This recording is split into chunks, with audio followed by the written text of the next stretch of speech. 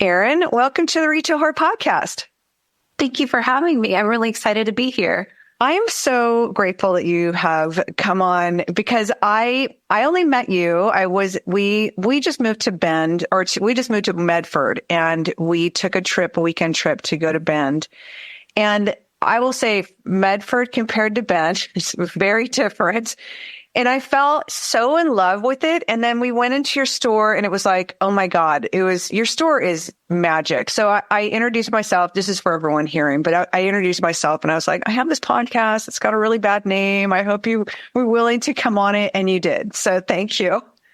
Of course. It was really lovely to meet you guys, and I'm excited to be here. Oh my gosh. So the way we always start this is, why don't you introduce yourself and give us a little bit of background prior to your store, and then we'll jump in with the details on the store. Yeah. So I'm Erin Hasler. I have Root Adorned. So I've had Root now we just had our 7-year anniversary. Wow. And prior to that, I actually was a jeweler, and I had a wholesale jewelry line that I did for over a decade. So it was fun because I got to be on the opposite end of the spectrum. And years before that, actually one of my very first jobs, I somehow convinced someone to hire me as a buyer at 19. It was a record store, and they had like a really fun gift and jewelry section. And I talked my way into being the buyer. So I did that for a few years as a young woman, and I knew I really loved it. And yeah, when I sold my jewelry line, a while ago, and really just tried to reverse engineer what I wanted my days to look like. I knew I wanted to be in community more. I worked by myself completely alone in a studio in my backyard for a decade. So I knew I wanted to be more public facing, that I wanted to travel and be surrounded by plants and really tell other makers stories, because I'm not very good at tooting my own horn, but I really love to brag on other women. So yeah, that's kind of how Root came about. I love everything about that. Okay, you have to go back to talking your way into a buying position, because was that your first job ever? No, I'm a swimmer. So I lifeguarded all through high school and was always at a pool.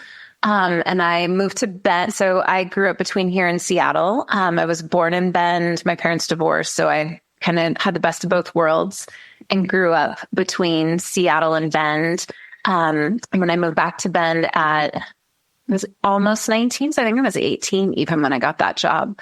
It was just a local record store that was hiring for a buyer. And I really don't know how I got the job. There must not have been many applicants.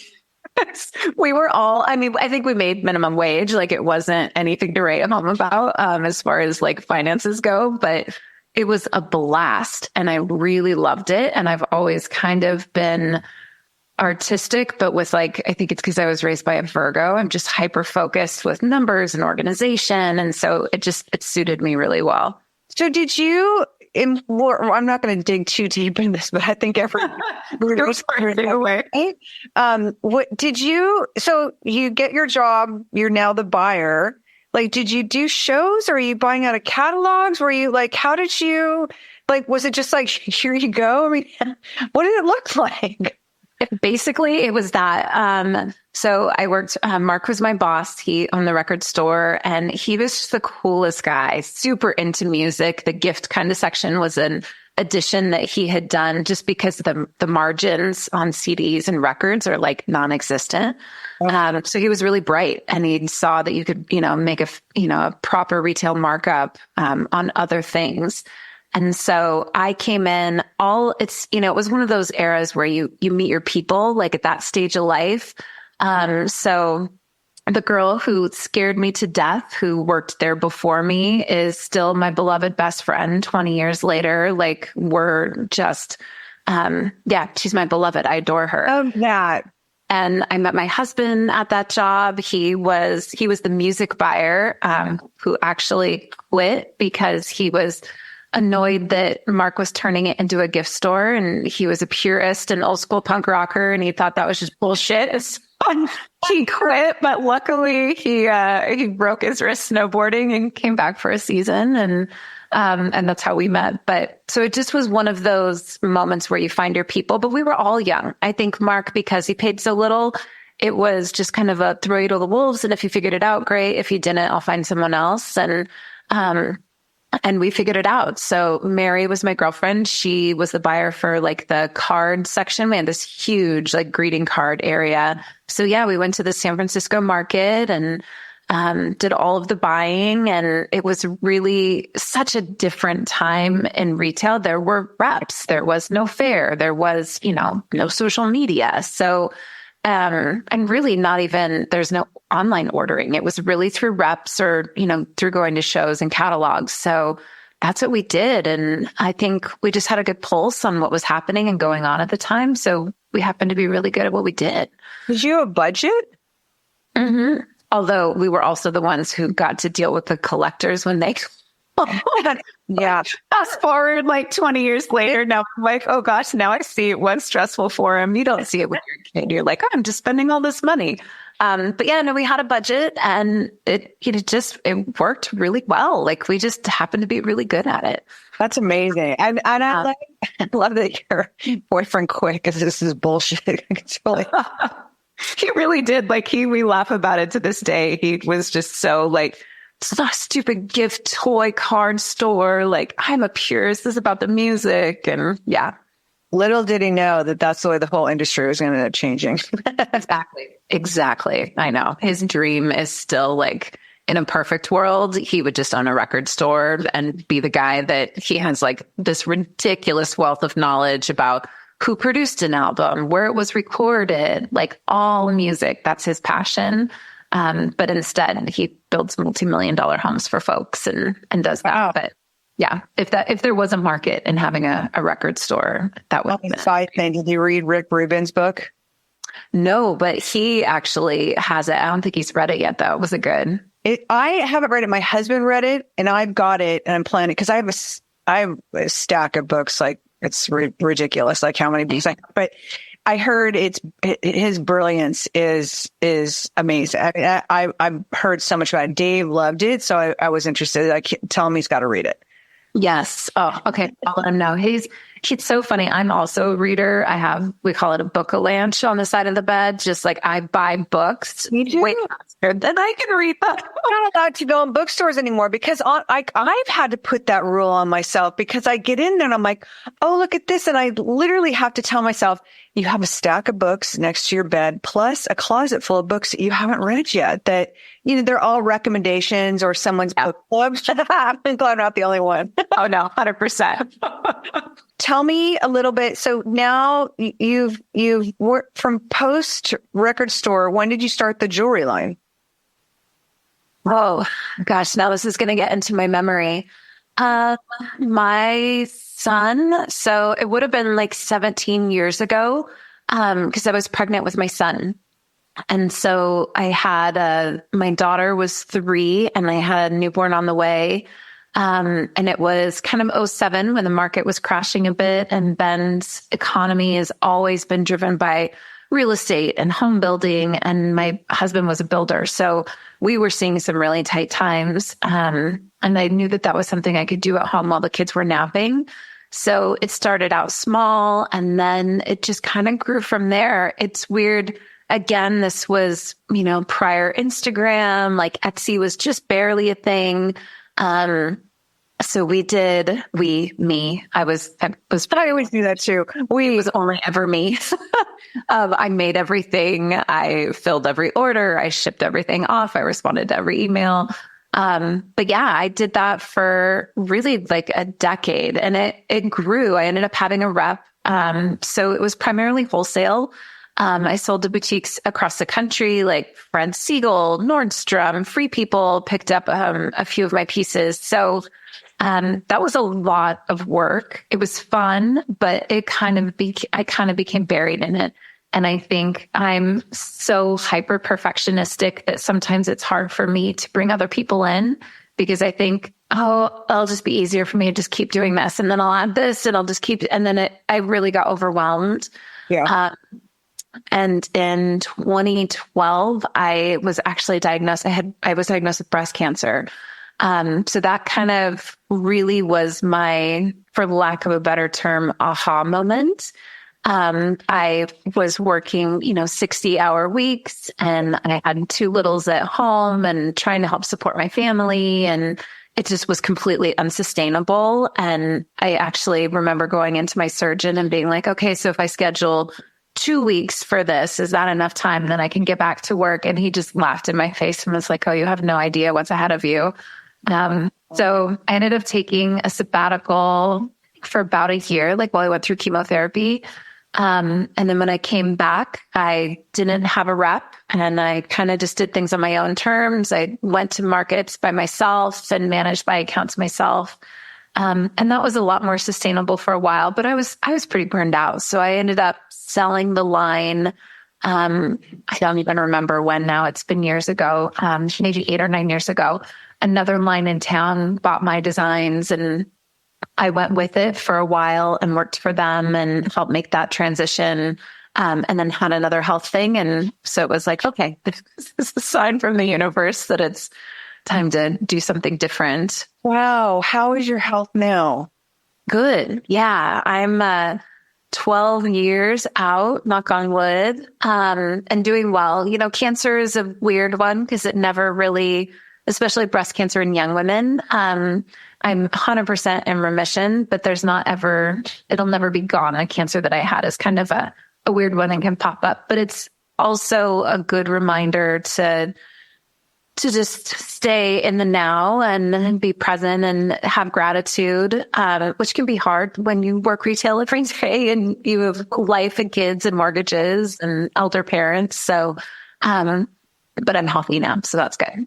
Wow. My mom was just diagnosed in December with breast cancer, and she's 82. And for all of us, I think that all thought, oh, you don't have to worry about getting mammograms anymore after this age. Like you're free and clear. And it's like, you're not. And so, and who's listening, stay up with the mammograms, keep that. Do not fall complacent just because you're, quote, not in the age group anymore, because I really don't think there's not an age group anymore. I think it's absolutely open season. Absolutely. And advocate for yourself if you're young. Ever. I think no one knows our bodies better than we do. And oftentimes male doctors will tell us what is or isn't happening with our bodies without really knowing. And so I'm a huge proponent of advocating for yourself. And I'm sorry to hear about your mom. I hope she's doing good.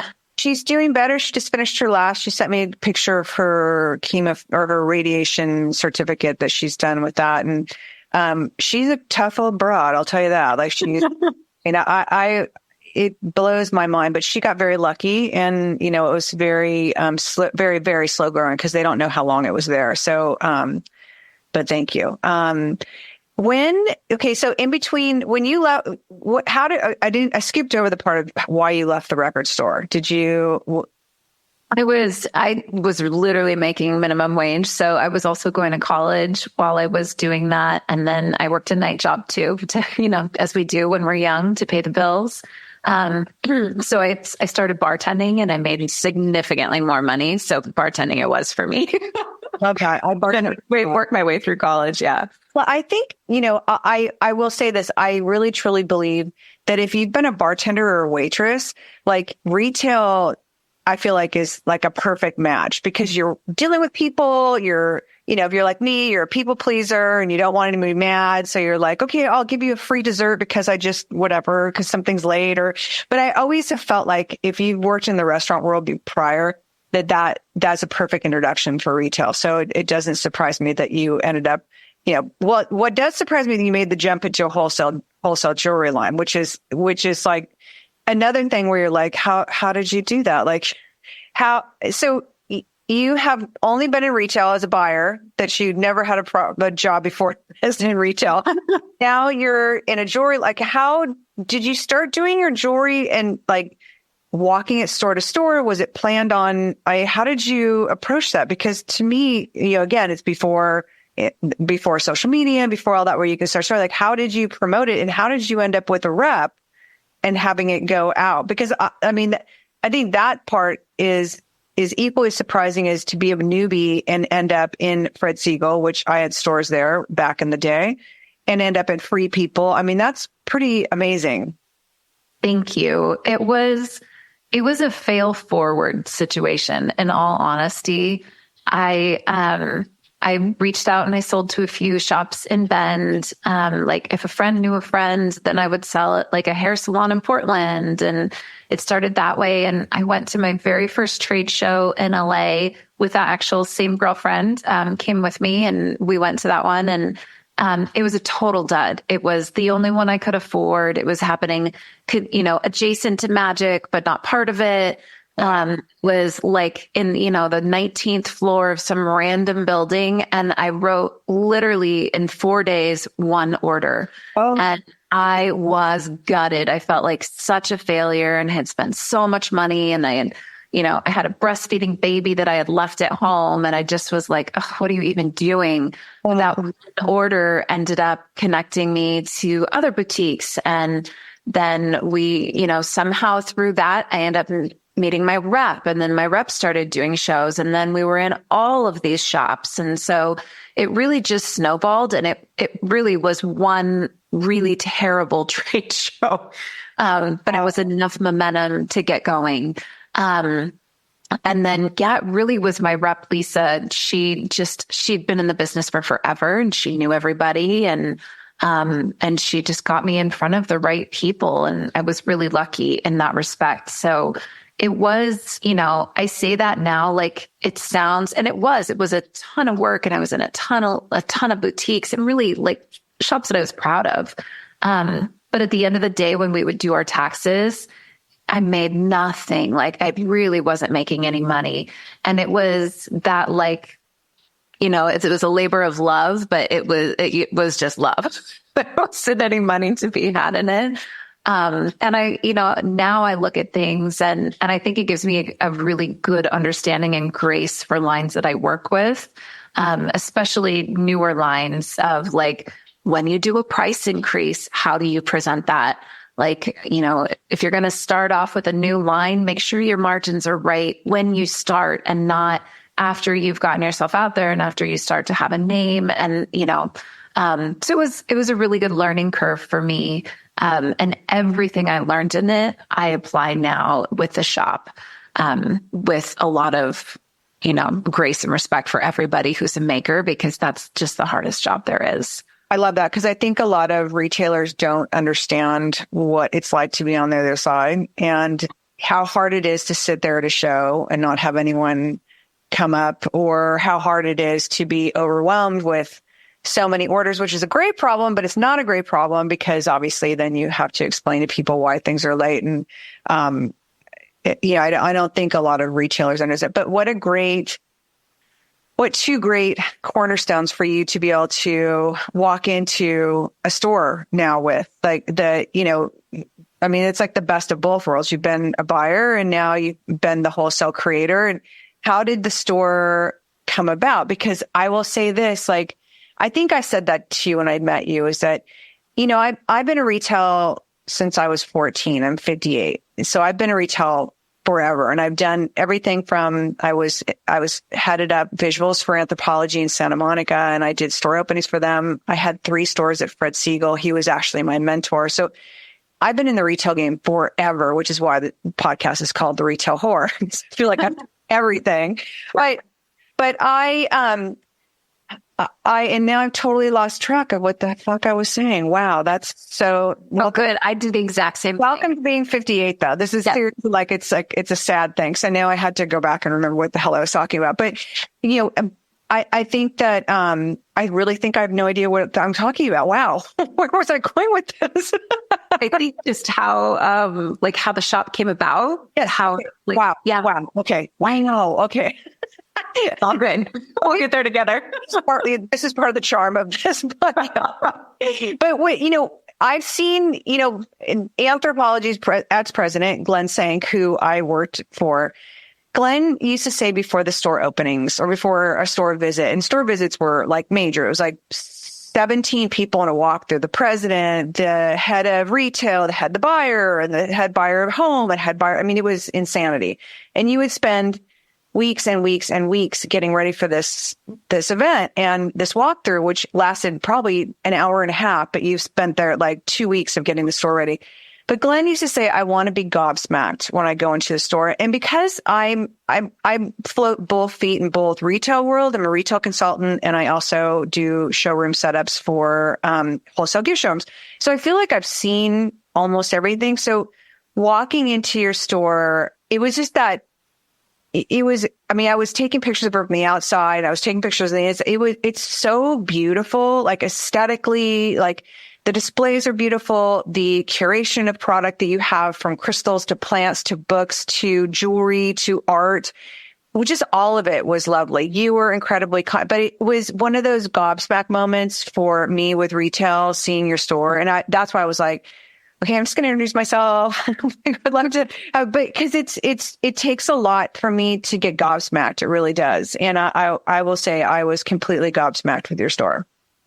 Thank you. I can't tell you how much that means, because it's those like little teeny tiny, every bit of it, right? Every bit of it matters. And so I really poured my soul into it. So thank you. That means a ton.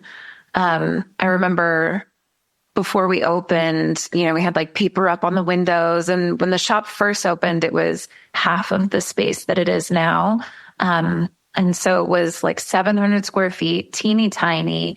And I had this idea, but it hadn't been done. And I thought, what if people walk in and they just think I'm absolutely batshit? Like, what if this doesn't land? Like people probably won't like this. And I would just remember like obsessing over little teeny tiny things. And fast forward 7 years and I'm still that way. I think my team sees me coming and I'm like, just shifting everything, the micro, and like, it's all in those very small details. That's where the magic is, I think, is paying attention to all those microscopic things. How did the store come about? Did you know you wanted a retail store? Was it an epiphany, like walking down the street and you saw an empty store and it was like, I'm going to open a store? Like how did it come about?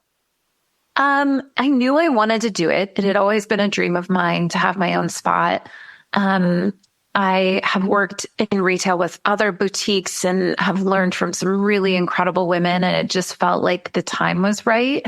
I had actually this incredible luck. My girlfriend had an organic flower farm one summer, and I worked for her that summer. And so I literally was just on my butt weeding all day long in the sun. And it gave me time to really, what my husband calls, imagineer the boutique. So what do I want it to look like? What do I want it to feel like? At the time, there weren't any plant stores in Bend. And it was a huge like hole in the market that we would have to go to Portland if you wanted to get a plant for your house. And wow, I was obsessed with Moroccan textiles. And there really were only maybe a couple of people in the US importing at that time. And so that was a huge piece. And I knew I wanted to go to Morocco. I wanted to get my feet on the ground and find some magic and bring some things back that were completely different. Growing up in Bend, it's amazing. And for a long time, it was a lot of the same. Everything kind of had a little bit of a Western bent. And if you wanted to buy something for your house, you were at World Market or you were at like more cowboy themed things. And neither of those were really me. Mm-hmm. And so, I hoped that if I did something that felt different and that excited me, that there were people like me that would appreciate that and want that in the community as well. So yeah, I spent the entire summer just daydreaming and taking notes. And finally I chose the space based on the light because I knew we were going to do plants and it's south facing. And I actually, when I signed to get the lease, they made me do a full business plan. And I really see myself more as a creative than like I'm not a business plan girl. And I remember just throwing a tantrum at home, like, this is so stupid. So like, oh God, I can't do, just like, this is it, this is the end. And then I found someone online had done like a template business plan for creatives. And it was so brilliant. And it was, if your business was a woman, what music would she listen to? What would, who's your client base? Like, what are they going to do before they come to your shop? What are they going to do after your shop? And it really got me thinking about who is my client base and what am I providing? And is there a niche for this in our town? And that was the greatest thing. I ended up writing like a 30-page business plan for that. Wow. And it was perfect. And it was good for me because I needed to be able to, like, you know, I used to always say to my husband, because he was terrified. He's a numbers guy and he's a Libra. He needs to see things and like debate them. And it was me just going like, no, I have this idea. I think it's going to, and he was like, I can't see in your brain. That does me no good. So that was a really cool hidden, you know, gift in that challenge that I faced. And it really helped a lot. And then from there, everything just kind of fell into place. I went to one market, and it's the only market I've done. So I did Atlanta Home and Gifts, like right before we opened. And I realized that, you know, I'm an Aquarius and I like to be quirky and different. And I think the quickest way anybody can hurt my feelings is to be like, oh, this looks just like such and such. And then I'm just like, oh, I'm not special. So going to market, I realized I was just seeing lines that every other shop in town was seeing. Yeah. And I didn't want to carry lines that everybody else carried. And so we did that first market. It was great because I still have lines that we got at that market that we still carry. But from then on, it was just keeping an eye out for makers and for artists. And unknowingly, I would say, you know, 90% of what we carry is made by women's hands. And that wasn't intentional, but not in my brain, but I guess in my heart, it probably always was. And it's really awesome to support. You know, we get notes from, like, one year I wrote an order for a line that we have out of Australia, and I got a thank you card back from a woman. She's like, I'm a single mom and the holidays were going to be so tight and your order just saved my family. So thank you.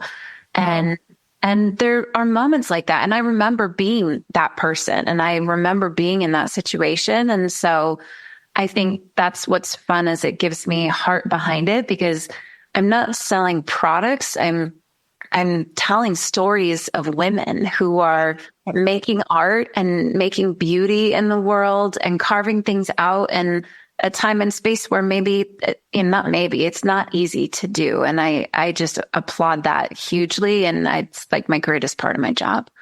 Wow. That's amazing. Did you end up going to Morocco? We did. Yeah. So we've gone to Morocco twice. We did 3 weeks before we opened, and just traversed the country. And my husband, I swear I thought he was going to have a heart attack. Like, well, how are we going to ship things back? I don't know. We'll figure it out. Who are we going to meet? I don't know. We'll figure it out. And it's just like, he thought I was insane. I think he literally thought I was just wasting our savings.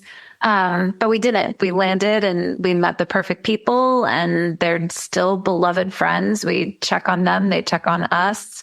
And dug through stacks and stacks of vintage rugs, brought back and that's my, you know, if I could have more of something in my day-to-day life, the travel piece would definitely be more of that.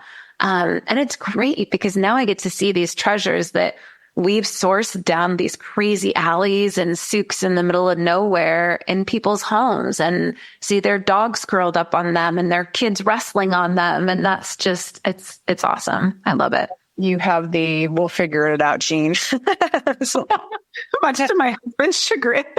My husband I'm the opposite. I'm a control freak. And as far as like travel and stuff. And when we first started traveling, our first international trip together, we went to Costa Rica, and I've been born and raised a resort girl. He is an ex-pro surfer that loves going and like without reservations anywhere, staying in these shitty little casitas, you know, like, and I remember getting there and he was like, I'm going to take care of the trip. I'll make all the reservations or make all the arrangements. So we get there and I think we were on the plane, and I was like, where are we staying? And he's like, I don't know yet. I'm like, what? It's like, we'll figure it out. I'm like, what if it's sold out? What do you mean we'll figure it out? And he's like, well, it's never sold out, Michelle. We'll figure it out. There's like, it's not this one casita. We'll go. And I'm like, what?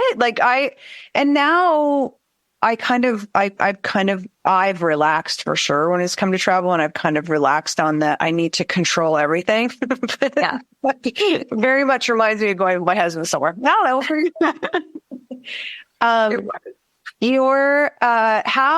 so when it came to the curation, you knew you wanted plants and whatnot. So tell everyone exactly like all the different things that you do sell, so everyone has a good picture of what this store feels like in product.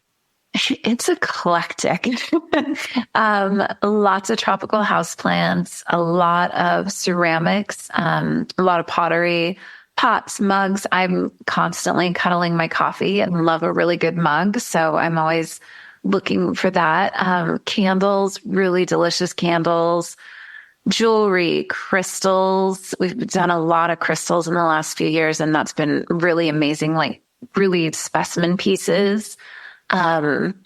Perfume. We have amazing skincare lines, blankies, like essentially everything that you have in your home that just makes you snuggly and feel like, okay, this is my safe space. I'm with my beloveds. It makes your home feel like your home. That's what the store is, in an essence. Artwork, books, because I love books, and we started with like little funny ones and coloring books. And then it's just kind of, a lot of things to help. And I think this probably started before COVID, but after for sure, a lot of things to help with anxiety. I think a lot of us are facing more anxiety than perhaps earlier. Maybe, I don't know. Maybe every generation feels that way, but there's a lot going on, and being, in business and raising children and managing finances and elder parents and add a pandemic to it. It's just like, I'm an anxious person anyways. And so I've brought in a lot of things that help calm me down. And I think that's resonated really well with my clients. And I don't know if you have this experience, but it's like you said, bartending and retail are really similar. You're a face that people know. They come to know because they see you, and then they get to know you and they share intimate things. And so, my team, my girls have always said, like, people share really heavy things with me when I'm here. And I have these really intense conversations with folks, and we connect on such a level that my clients become beloved friends. And so then I think, like, if I see something, I'm like, oh, that's going to really help me in this moment. And I know this book will be great for so-and-so. And so it's just really, I think it's heart driven more than anything else.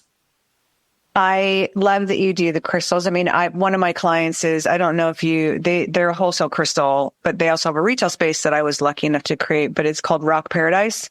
Oh, no, I haven't heard of them. The retail space is 5,500 square feet. 500 of that is a gallery where it's like the really big ones. And the rest of it, I've kind of set it up where it's curated into, vignettes of, like, we have a witchcraft section, and then we have an astrology section, and then we have a personal care section. And the books are always surprising to me how many we sell. And it's like, you talk about people coming in, like, where it's all crystal driven. You talk about people coming in with, like, all of their problems. And, like, I watch customers come in, and it's like, they're very like, I need this stone. I need selenite for this, or I need amethyst for this, or I have a broken heart. And I need to watch what people lean into and what they really need, like when it comes to like emotional fragility. Like I feel like but how I always wonder, because I'm the back person, I'm the one doing the displays, and then I leave. I don't really sell anything. How do you find sometimes though that other people's energy ends up, coming into you, and it's like, I know there's a lot of heavy energy sometimes when some people will tell you their story, and it's like, it's such an honor for people to share that because they feel safe. But at the same sense, there's an energy that's attached to it. How do you, and I think for everyone listening, in retail in general, we all have customers, which I love. They're customers that are friends that become family. I do wonder, how do you disconnect from that, and how do you let some of that go? The heaviness. Really great question. Yeah. I'm like a uber feeler too. Like we just joke, I don't have skin. Like that's how sensitive I am. I just, I'm always tapped it. And I think maybe sometimes our sensitivity is our gift in retail, right? So like, I know the music needs to be just loud enough, but not too loud, or it might be overwhelming for someone, or like scents need to be a certain way. And, but I definitely feel everybody, good and bad. And that has been like probably one of my bigger challenges of having the shop. And so over the years, I've learned I can do 4 days. That's as much as I can be outward facing and holding things. And then on my days off, I'm like in the forest with my dogs. I just like pinky blinders on. I can't be out and about, and I feel bad because I know I have a lot of people that are like, oh, I have this function. You should come do this and come join us for that. But I get peopled out. And so, yeah, for me, and it's something that I work on every day. So I, in my like nerdy witchy ways, I wear black tourmaline every day. I feel like that's a little, even if it's just to like a touchstone to be like, okay, take a breath, like calm your heart a little bit, center yourself. I bring my dog to work. That helps. Love that. That's a good one. And it's a good diffuser for like negative energy. Most people love dogs. So she helps carry that for me. She's so sweet. I know, she is so sweet. She's a good girl. We've got a hiding in the back when I was there. But yeah, so it's something that I work on because I really do. I think we all need that. We need connection. And it's like you said, it's an honor. I feel really lucky that people share with me.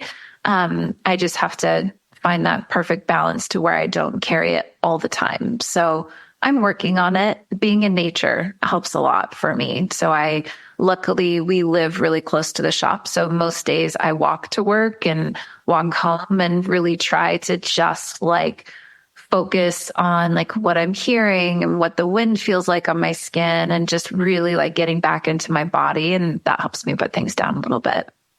I love now because it's the first cool day I feel like we've had in forever. And I actually can, now because we take our dogs out 3 times a day, and like walking our neighborhood to watch, I'm California born and raised. So to be here now and see fall and the clouds across the mountains, it's so beautiful. So I can understand how walking home and just taking everything in, because it's the one thing that being from California, I'm so used to. There are so many people, and here, even Bend is busier than Medford, but like you still like I can go walk by these farms and there's nobody around, where back home, like I could walk on the beach and it's like there are a ton of people like between the Strand and on the beach. And it's like, there's never really, unless you're out there at 6 a.m, you're never really out there in the quiet by yourself. There's always, and that's one thing I really appreciate here. And I can understand with you, just like feeling the wind against your face. And for me, it's been like just looking at all the clouds up in the sky, because the clouds are just unreal here. It's like, I don't know what it is. Like even when we were there that weekend, the clouds were just insane. It's like, I think half my Instagram posts are clouds. But there's something about that. And I often wonder how people let that, because I know I will feel like that sometimes after being, especially at Rock Paradise, where there's so much energy, especially with all the crystals. Like I'll go home and light sage, and it's like just to like clear the air. So you were there during the pandemic, and you said that no one really sold plants except for all the way in Portland. So you were 2 hours from me. Portland's what, 3 hours from you? 2.5, 3. Yeah. Best way to go for a house plant. So when the pandemic happened and everyone was a plant, you were in business. Were you considered an essential because you were a plant store? Were you able to get around that? No, I mean, we probably could have if we wanted to be, but we had doors closed. Part of that being my chemotherapy knocked my immune system pretty good. So that was a piece of it. And then I think it was a year after the shop, kind of the doors reopened, but then both of my parents ended up getting cancer and going through chemo. So I had to just be super careful with everybody around us. So no, we were doors closed, and it's a blur, to be honest. Like that was such a crazy time, but I think there were at least 3 or 4 months that the doors were locked. And I literally I hustled on Instagram. And so I would share what we had in shop, and everybody was stuck at home and nesting. And so it actually, I remember kind of seeing the writing on the wall before it had happened and being like, oh no, this is going to be really awful. And like that terror of like, is this the end of the shop? Is this the end of like, what is this going to do to us financially? And instead I think we grew 20% with the doors locked, because I would like text folks and put things together. And then at the end of the day, I would drive by and just like, it was like a little plant fairy dropping things on people's porches. And it ended up working out really well. I think the harder time was when doors reopened and we were, Oregon, we had a mask mandate for quite a while, and a lot of people were not fans of that. And they took that out on the forward facing, aspect of it. Not that that was our decision by any means, but we really were just laid into left and right daily. And that was super, super hard. So I think for COVID, that was the hardest piece of it. And then I kept wearing a mask longer than most people because I had a mom with lung cancer who I was taking to chemotherapy, and people would just come in and try to pick a fight with me. And I would just say, like, this is my reality. This is what's happening. And then, I think they would feel like a dick and stop fighting with me. But it was rough. It was tough. It's the weirdest. It was the weirdest time. And it's like, one of my clients was a 5-chain pharmacy. So they were open all the time. And the poor girls, like everybody that worked there got COVID so many times because people didn't care and they weren't going to wear a mask. Like one guy came in with a pair of tidy whities upside down on his head. And he's like, what? I'm wearing a mask. I mean, and it was like they dealt with so much belligerence. And I felt so bad for retailers that were dealing with that. It's not my choice. And it's like, and I certainly don't want to be the one to say, hey, I'm sorry. Can you please put your mask on? Like, it's like, you could tell how cautious people were by asking that because you just knew they were beat up. And it's still, people are still giving people shit about masks. And it's like, whatever, I had somebody post on Facebook and it made me insane. It was like, what's with all the masks again? And it's like, okay, well, it hasn't gone away. It is just basically now a cold, but there's people that have very compromised immune system. So what's the big deal? Why do you even need to bring it up? That's the part where I just and I can't even imagine here where it's a little bit more, so I can imagine what it was like. When you were not open, but when you were doing these doorstop deliveries, were you just selling the stock that you had, or were you still going to Portland and picking up plants to keep this going? Wow. Yeah, we were still getting shipments. We were busy. There was actually one time, our wholesaler is in California, and we just sold out of literally everything in the store. And California was on lockdown. Oregon was on lockdown.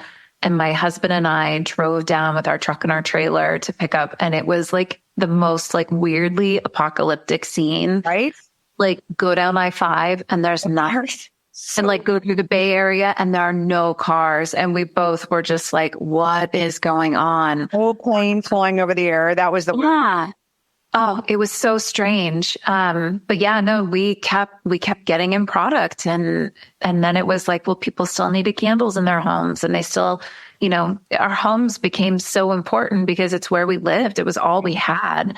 So luckily, I will say, it's like anything in life, right? The worst thing that you could ever imagine happens, and we think, I'm never going to make this. And then, cancer, shutdown of your business.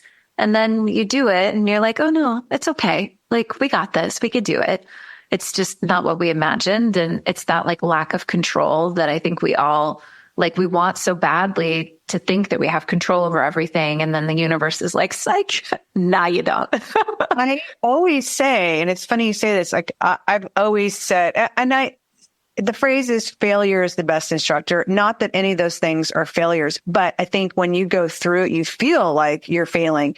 And it's funny because I just did a solo on this. I've had so many of those failure moments where the universe was like, no, I mean, we're here because our landlord decided to sell the house that we lived in for 10 years. And it's like California, I was over California, mostly just because of the traffic, and part of it was entitlement. But it was like I was wrecked, but I also knew the cost of living there was not realistic anymore. And I'm like, we had friends that were up here. So I was like, we might as well do it. And now I look at it and it was like that I could literally kiss our landlord for selling the house because it pushed us out of our comfort zone. It forced us to make a decision for a better life. And I was not thinking that, I'll tell you that, for the first 3 months of, moving out of that house. But now it's like, now that, we've been here almost 6 months, and it's like, God, I'm so grateful. But it's true. It's like the universe is like, no. I think that's kind of a gift. I do think, though, you kind of have to look at it with your eyes open and step back out of it and look what the gift was versus what the failure or the loss was. So true. So it's interesting to hear you say that. So take me now forward, because I know we're running on to, it's 1:49. So I've got you for a couple more minutes.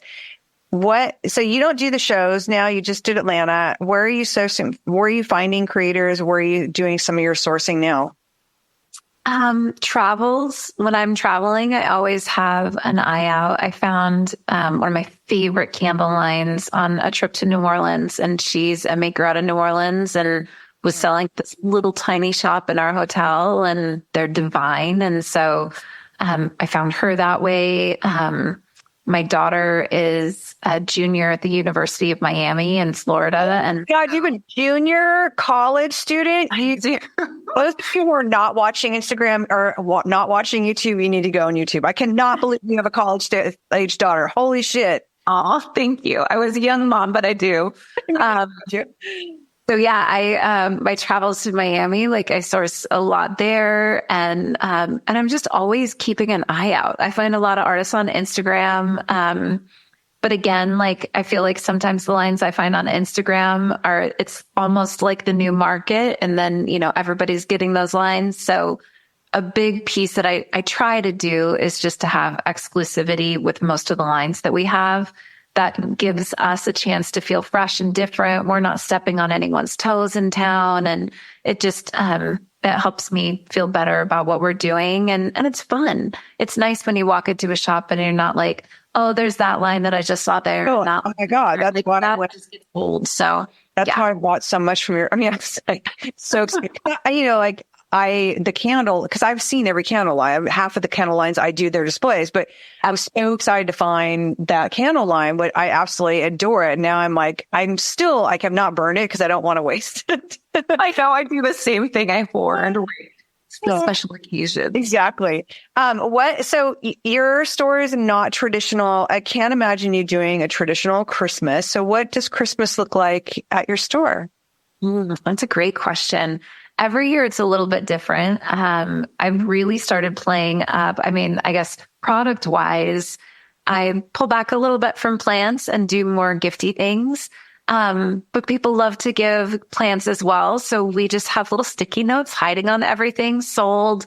Bob's going to pick this up on such and such date, because you can't hide a plant for your like beloved. So, but yeah, no, we go more gift heavy, and that's the part I really love, because I love to give gifts. I'm not a great gift receiver, but I really love giving. So it's fun to stop and think, like, I'm doing that right now. Like, we're bringing in for holiday, and what would be so completely unique and special and not be, I have a hard time with consuming just to consume. That I feel like is something that's wrong with our society. And so what's something that's really special that, if you could only take 10 things from your home, that's the thing that you would grab. So those are the things that we're looking at. And then like upping the magic factor, lots of twinkly lights, the arches that we have in front of the store. Those we did as our holiday last year. and they were covered in Christmas lights. And then we took the Christmas lights off and did dried amaranth to try to like transition them into summer. And so it's fun to play at seasons, right? Seasons are so beautiful and we're so lucky to have them here in Oregon. So I really try to play with that. Santa hats on cacti because it's adorable.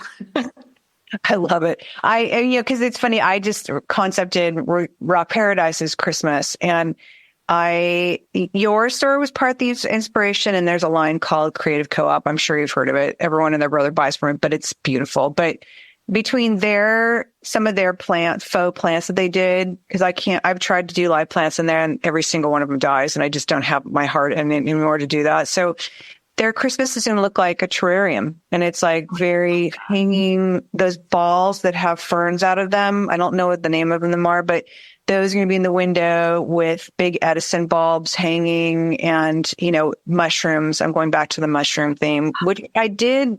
And I don't like to repeat, but I tried a bright, fun disco mushroom thing last year and it bombed. So I'm like, we're going back to the organic, like very like botanical feeling.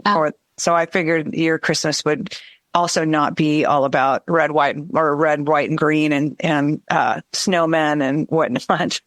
It's always, I feel like I'm always just trying to pull like some Icelandic fairy theme out. Like that's always what I'm going for. I don't know if I get there or not, but yeah, it's either one year we had a local, incredible local florist do an installation for us it was pampas grass and like all these dried botanicals. And then they were built off of tumbleweeds. Stacked tumbleweeds with like little lights in them. They blew it out of the park. It was so beautiful. But yeah, it's always that like Nordic fairy. I don't know.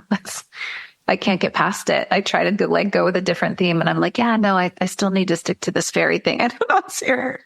You touched on the arch outside your store. I talk to people a lot where I feel like you kind of need something outside of your store that gives that feeling before you even walk in. And you've done a great job with the arch. It's grapevine, correct? They're actually manzanita. They're dried out manzanita roots that we just went and pulled out of fire areas that have been burned. So it's just dead manzanita and we spray painted it. Wow. Did you, because you adorned it with different things, did you have issues with people like taking things off? Or because I've talked to a couple of retailers and they've done big installations like Christmas ornaments where they come out of the store down. And I'm always like, did people fuck with it? And she's like, no, actually they didn't. So people did for you?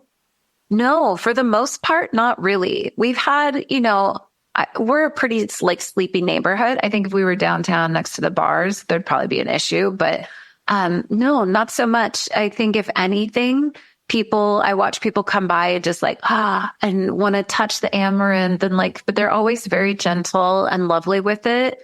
And that was the exterior of our building is so new and it's kind of cold. It's, like brick and like a silvery steel, and it just doesn't exude the warmth of the shop. And so for years, I've tried to figure out with window decals, like how to bring the energy of the interior of the space to the exterior. And the arches have been a really cool way to do that. And they can change. So my husband built the frame structure to just support it. And that helps a little bit too. They're pretty in there. That would be hard to remove.